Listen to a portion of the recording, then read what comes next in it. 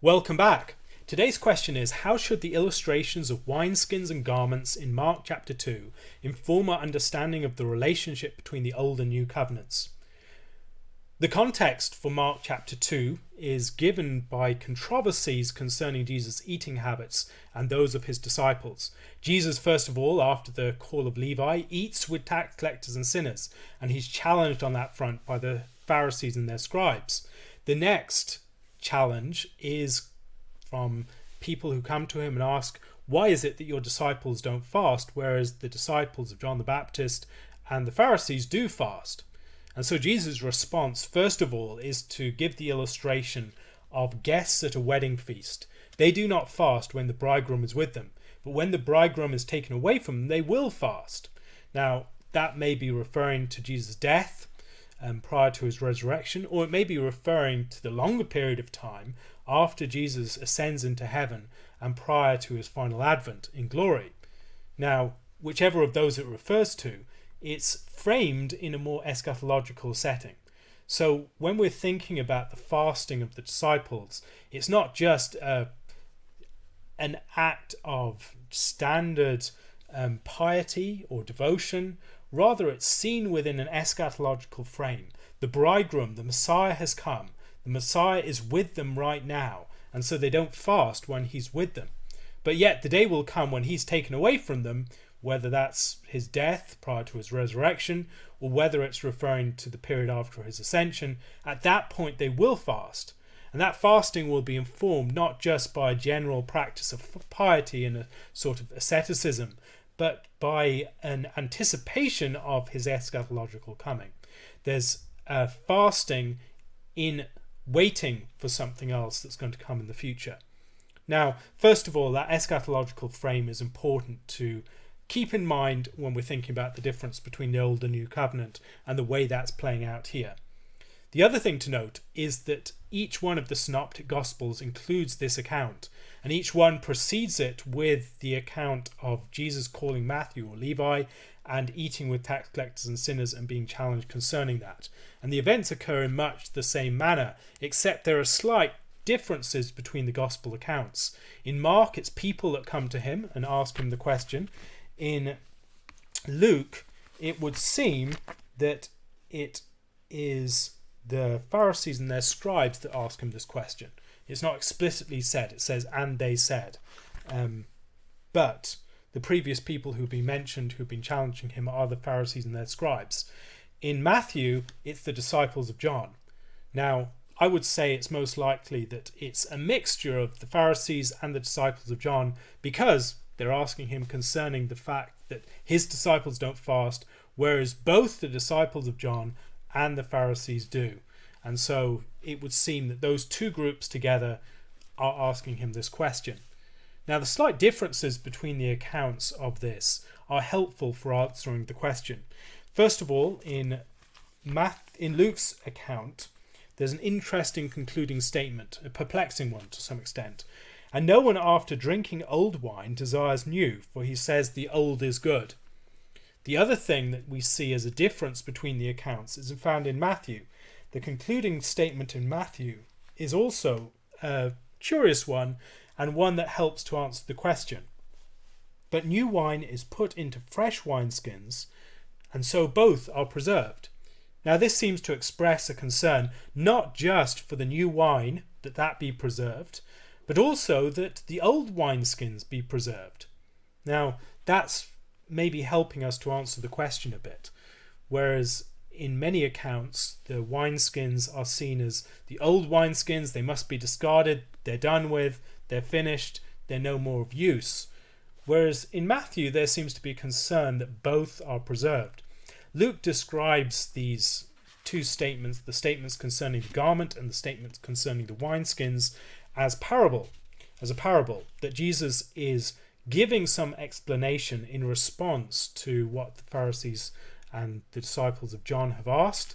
And first of all, he gives the illustration of the bridegroom and the wedding feast, and then he goes on to give this parable about the garments and the wineskins. Now, wine, I think, is also an important part of the picture. wine is associated with the eschaton, this great feast of wine that you hear in places like Isaiah, that God is going to bring this great feast of wine. We have many of these themes within the New Testament too, not least in our celebration of the Lord's Supper with wine, which is a drink associated with joy, it's a drink associated with rest, and it's a drink that anticipates that promised rest that we'll have at the end as all things are made new. So there is that wedding feast theme as well, the wedding feast that we see in the rest of the New Testament being focused upon that final advent of Christ, where Christ is going to establish this great celebration with his bride. There is going to be a great feast, a wedding feast, and we want to be present at that feast. Now, at this moment in time, the Messiah is among the people. They don't necessarily recognize it, but his disciples do, and so they don't fast while the bridegroom is with them. But the bridegroom will be taken from them, whether by his death prior to his resurrection or by his ascension, and at that point they will fast. They will fast in anticipation of the eschaton, when God will make all things new, when Christ will return. The bridegroom will be present at the feast once more, and then they will feast once more. So there is a framing of the practice of fasting within this eschatological framework. So if you're going to fast, you fast as an expression of the fact that you've not yet arrived. It's the not yet, it's associated with the not yet of salvation. Whereas the feasting theme is associated with the already. That it's already, Christ is with them. There is this celebration taking place. Christ's ministry in the Synoptic Gospels often reads as if it were a movable feast. Jesus is going from place to place and he's eating with people. He's inviting certain people to eat with him. He's eating with controversial people. He's giving illustrations that are focused upon the meal table. Illustrations about where you sit at the meal table, who you invite to your meals, great feasts that are held by a king and other people being invited and not coming. All these themes that are associated with a meal. Now, here we have eschatological themes that are playing in the background, the bridegroom and the wedding feast, and then we also have that theme of fasting being brought into that context. So within that context, it makes sense that the disciples would not fast because the bridegroom is with them. And while he's with them, they will not fast. The time will come, he's taken away from them, and then they will fast. But it's all placed within an explanatory framework. Now, when Jesus goes on to talk about the garments and the tear and the unshrunk cloth that's put onto the old garment, what he's talking about in part is playing upon themes that we'll find, a motif that we'll find within the New Testament on several occasions. The motif of the tear or the bursting of some fabric, whether that's the fabric of the garment that's torn, and in both cases it's the new and the old. Something is made worse by the addition of this new onto this old fabric. And then in the second case, pouring the new wine into old wineskins will burst it.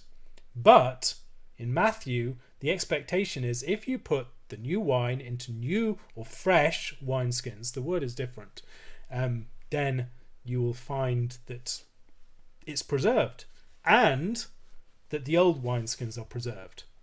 Now, when we think about these themes in the context of Jesus teaching about the relationship between Old and New Covenant, I think a number of things emerge. First of all, the New Covenant is focused upon the personal ministry and presence, more particularly presence of Jesus Christ. Jesus is the bridegroom, and things are ordered around the bridegroom. So when the bridegroom comes, you feast. When he invites people to eat with him, it's an eschatological or anticipation of the eschatological celebration. Jesus is going through Israel, eating with people, inviting people to eat with him, and giving all these parables and statements and teachings about meal tables and eating together. And that's an anticipation of this great wedding feast that's to come. But it's already beginning. It's already being anticipated in what he's doing in the ministry in Israel. There are other ways in which that eschaton is anticipated with his healing and his exorcisms and other practices that anticipate what will later come to pass when Jesus comes and makes all things new, heals all diseases, wipes away every tear, and has the great wedding feast of the Lamb. So there's an anticipation, and it's focused upon Jesus Christ. The other thing to note is that in Matthew, we see that the old wineskins matter. The old wineskins are not there to be just burst and discarded, but they're there to be preserved. But they cannot contain the new wine. Now, how do we understand these old wineskins? Are the old wineskins referring to the Pharisaic tradition? Some have said, on the basis of the cryptic statement, Joel Green I think says this, based on the cryptic statement that Jesus makes at the end of Luke's account, no one after drinking old wine desires new, for he says the old is good. He suggests, and a few others have suggested, that Jesus is referring to his teaching, his practice as the old. I don't think that's the case. Jesus' framework for his teaching here is very much framed around something not just new, but something eschatological. What Jesus is introducing is the life of the age to come. There's an anticipation of the life of the age to come in the present. Think about the Israelites wandering through the wilderness, and the spies return from the promised land, and they come bearing these great clusters of grapes, the grapes of Eshcol. And in the middle of the wilderness, they are anticipating the life and the fruit of the promised land as they eat those grapes. And in a similar way, Jesus is giving his disciples and the other people that he invites to eat with him an anticipation of that age to come. And while that is taking place, you don't fast. But yet, there are other things taking place here that I think help to... Also, the fact that this is asked by John the Baptist's disciples as well suggests that there may not be quite as negative a tone to the old-new contrast. The old is not necessarily being dismissed or discarded or discounted. Rather, it is being seen as something that cannot contain the new life that's being introduced. And you want to maintain the old, to preserve what's good about the old, but you can't do that by trying to force the new into that. It will not contain the new. Indeed, if you try and force the new into that, it's going to burst it. And neither will be better off as a result. You'll lose both. Whereas what Jesus teaches is that the old will be preserved as the new wine is poured into fresh wineskins. Now, how does this relate to the old and new covenant? We've seen the fact that it relates to Jesus as the eschatological themes of Jesus as the bridegroom, the one who brings that feast, anticipates the feast of the end in the middle of history. But there's something more going on here. And I think what more is going on is that there is a preservation of the old covenant, even with the admission of the new. That the new is brought in and it comes with a fresh form. The fresh form cannot be assimilated to that of the old. We cannot force the new covenant into old covenant structures because it is truly a new covenant. But yet that old covenant is not just discarded and abandoned, thrown on the rubbish heap, but yet it is preserving something which is in constant relationship and engagement and interaction with what has come, what is new. And so Jesus talks about the scribe of the kingdom who brings out old and new things, old and new treasures. Likewise, in Jesus' teaching, he does not discard the old, but he brings something new. And that new cannot be contained within the structures of the old tradition, the old institutions, the old system, and etc. traditions. It can exist in a way that fulfills those, in a way that does not discount or dismiss or discard those things, but in a way that fulfills them. Now, when we think about the relationship between Old and New Covenants, it may be helpful to think about this in terms of our relationship between Old and New Testaments. The Old and New Testaments are not just assimilated into a single book without any division. There is a bursting of the Old. If we try to force the New Covenant into the Old Covenant structures, we'd find that it bursts it. There is a tear that takes place. And that theme of the tear, whether in the temple, curtain or whether in the wineskins or the garment, whatever it is, there is a tear that takes place. And that tear is not something that we should lose sight of in a focus upon continuity. Though continuity clearly does exist. But there's a continuity, but then there is also a breach. There is a tear. And that tear involves the addition or the institution of something new. A new covenant is established. And that new covenant does not discount what God has done before, but yet it exists as a sort of dying and rising again of what preceded it. Jesus dies to the old order and rises again to a new one. He brings in new creation. He brings in new covenant. Now that old covenant order is still something that we draw from. Whenever we read the Old Testament, we're drawing from those old wineskins, and we're finding great riches, and those riches are riches that are associated with Christ himself. Christ himself can be found in the Old Testament, throughout it, in fact. But yet, we cannot force Christ into, or the new covenant realities that Christ introduces into those old covenant structures and expect the old covenant to survive unchanged, or for Christ to be present within those structures in a way that is very clearly manifest. Rather, there will be an antagonism between the two. Not because either is wrong, but because it's like the experience of a child growing up. There comes a point where the shoe that was helping that child to run is causing them to hobble because it's too small for them. There's something about the new reality that exceeds the old. Now, when we're talking about the old wineskins, I think it's maybe going a bit further with that analogy. The old wineskins still preserve the wine. They're still doing a job. And that job that they're doing is one that we'll need them for. We still go to the Old Covenant. We still go to the Old Testament. And we find within it great riches and treasures that are contained within those old wineskins. We're not replacing the old wineskins with new. We're adding new wineskins to the old. And those new wineskins are the ones that present a new structure, a new system, a new institutional order in which Christ is seen, in which Christ's eschatological reality that he's introduced in the church, in his death and resurrection, etc. All these things are preserved. Whereas if you tried to force those into the old covenant and assimilate everything into one, you'd find that it collapses. Either you'd find that the life and the reality of the new covenant is lost and quenched and spilt, or you would find that the old covenant is torn up and it's lost its true character. Now, I think the way that Christians have related to the old covenant is distinctive.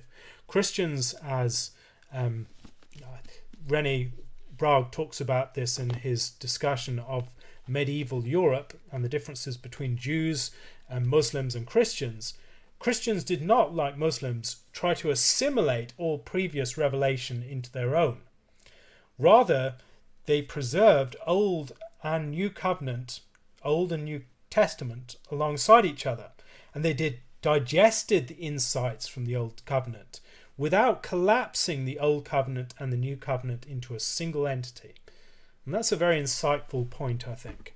When we're reading the Old Covenant, we are reading something that is genuinely old wine from old wineskins, and there's great richness to be found there.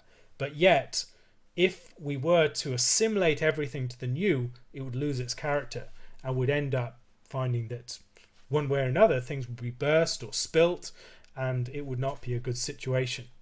Now, what does Jesus mean by people who say that the old is better or the old is good?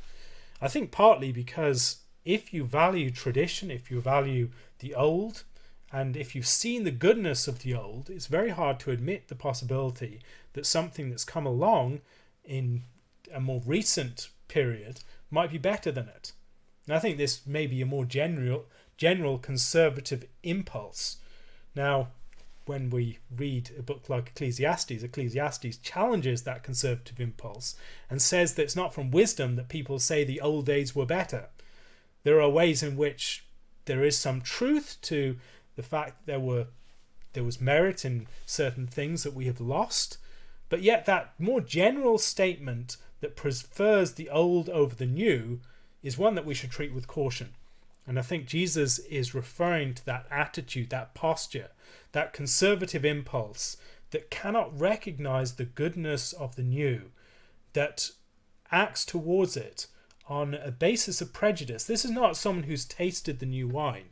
This is someone who's tasted the old, and because of the goodness of the old, cannot admit the possibility that the new might be better, or the new might admit something that is worth participating in.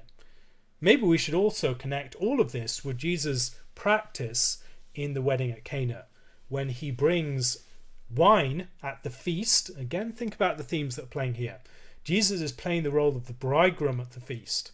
He's providing the wine, but yet he provides new wine that is the better wine, and no one knows where it's come from except for the people who draw it and his disciples and mother. Now, when we think about what's taking place there, Jesus is showing that the old wine is not necessarily the best wine. Although we might instinctively prefer the old wine, and when we taste it we think this is great and how could anything be better than this, when we actually taste the new wine that Jesus brings, we'll find that the best has been kept till last. And the whole new covenant is ordered not to the continuation of a system of the old wine, but the introduction of something new that leads to a breach with the old order, the addition of something new, and the advent of a new period that anticipates the age to come. And so that eschatological framing is again very important. Now, when we think again about the fact that Jesus brings the new wine, that Jesus is the bridegroom, I think it helps us to see that the difference between old and new covenants, if we are to think about it, is something that should be focused upon Christ himself and what Christ himself brings. What Christ himself brings by his presence, that something has changed in him. Now, putting these things together, I think what we'll see is an image that is played out within John's Gospel in that particular account, and is played out in each one of the accounts of the synoptic Gospels of this particular incident, in a way that brings together a host of different images, or a number of different images. Bridegroom and feast and wedding feast, the image of the garment that gets torn when something new is added to it, trying to patch it up, trying to fit Jesus into the structures of the existing system, rather than actually realizing that Jesus has come to make all things new. Or this other idea of burst wineskins. When we put this together, I think we have a very clear understanding that Jesus has come to bring something new, not to discount the old and the goodness of the old, but to add something new that cannot be contained by the structures of the old. That something new is framed not just by a temporal progression, but as anticipation of the last things. What has come last, the new wine, is the best wine. And I don't think it's an accident that disciples are treated with suspicion that they are drunk with new wine on the day of Pentecost. They have indeed tasted new wine, and that new wine is the wine of the Holy Spirit that has been given to them. Now, Jesus comes to bring that new wine that is the best wine. It's the wine that anticipates the age to come. And in this framework, what is new is not necessarily worse than what has gone before. It's the new actually is the best. The new is the anticipation of not some golden age in the past when God was close to his people and we're harking back to that, but we're looking forward to that age to come. And I think that orientation is one that is particularly distinctive of the new covenant. Now, there are elements of that within the old, but this is particularly pronounced within the new. That forward-looking anticipation of what's to come, that Christ and what he offers is connected with the new, not just in the case that it has come later in history, but because it comes from as an anticipation of the end of history. It's ever new. It's ever something that is coming to us from the future, an anticipation of what is yet to come. And so it's new in a fuller sense than just historically more novel. When we're thinking about the old does not have quite that same anticipation of the age to come. Now, I've rambled a bit, but I hope this helps to articulate some of the difference between the Old and New Covenant, part of the relationship between them, and how Jesus' teaching relates to that. Thank you very much for listening. If you have any questions, please leave them on my Curious Cat account. If you'd like to support this and other podcasts and videos like it, please do so using my Patreon or my PayPal accounts. God bless, and thank you for listening.